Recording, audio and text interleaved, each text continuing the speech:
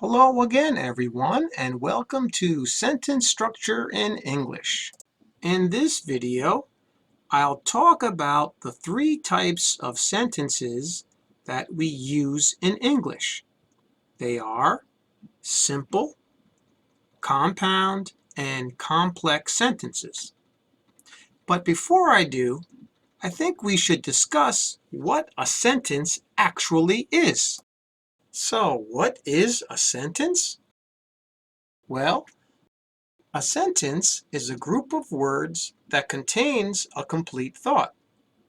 A complete sentence has at least a subject and a main verb to state or declare a complete thought.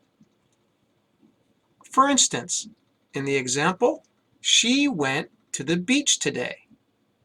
This is a complete sentence because it contains a subject, which is she, and a main verb. In this case, it's went, and it states a complete thought. Now, when I use the words complete thought, what I mean is the person can understand what the other person is trying to say just by reading the sentence. In this case, we can read it, she went to the beach today. We know she went where? She went to the beach today. It gives us a lot of information. And it makes sense. But what about these examples? Let's see. In number one, went to the beach today. Is that a complete thought? Let's see. Who went to the beach today?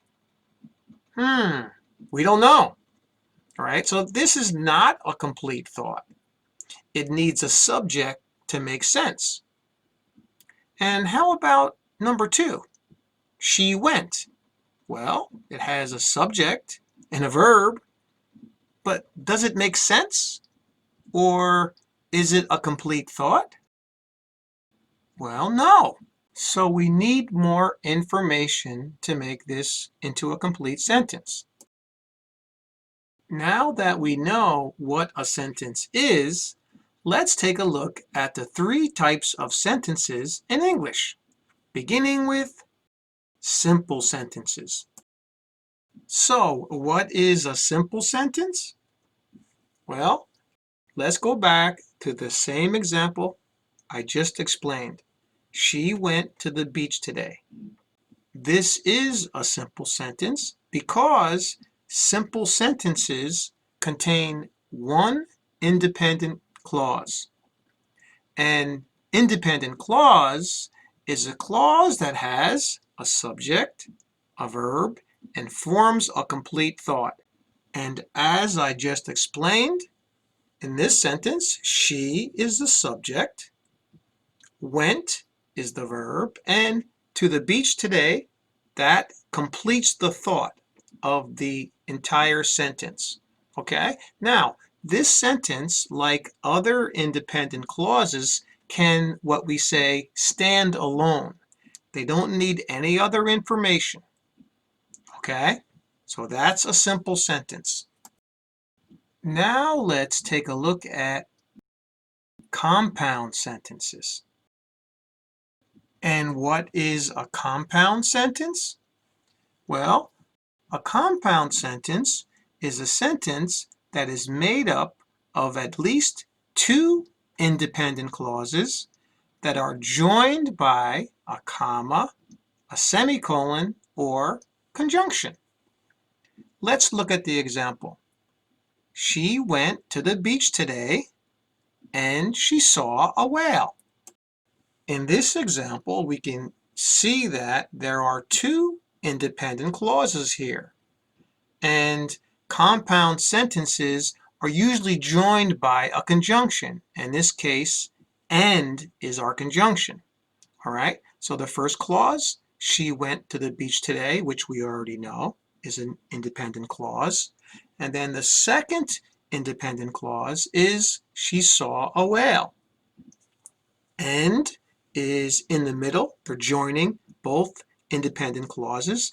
And this is what we call a compound sentence. Now, I'm not going to go too deep into compound sentences because they can also be joined just by a comma or just by a semicolon. So I'm going to save all those a little bit advanced things for future videos. All right. So next we'll look at complex sentences. So what is a complex sentence? A complex sentence contains one independent clause and at least one dependent clause. Now let's look at our example. She likes to swim when she goes to the beach. In this sentence, she likes to swim is our independent clause. You see, remember, it can stand by itself. It doesn't need anything else to make sense. And next, we have our dependent clause. And it's when she goes to the beach. Now, a dependent clause needs something to make it a complete thought. You see, we can't just say when she goes to the beach. That wouldn't be a complete sentence. Okay, it's kind of open. All right, so it needs that independent clause for it to make sense. Now, in order to connect our independent clause to our dependent clause, we need a subordinating conjunction, such as after or while, or like in this sentence, we use when. Now, if we put the dependent clause first in the sentence, then we have to put a comma after that clause before the independent clause, like the example. When she goes to the beach, comma, she likes to swim. Now, both of these sentences mean the same exact thing. You can say them or write them either way. All right? But just remember that comma if you use that dependent clause first. You got it? Okay, that's all for this video. I hope it helped you, and I want you to look at this video as an introduction into writing English. If you're a beginner, start with the simple sentences. Try to write a few. Do they make sense? Are they complete? And then gradually move your way into compound and complex sentences.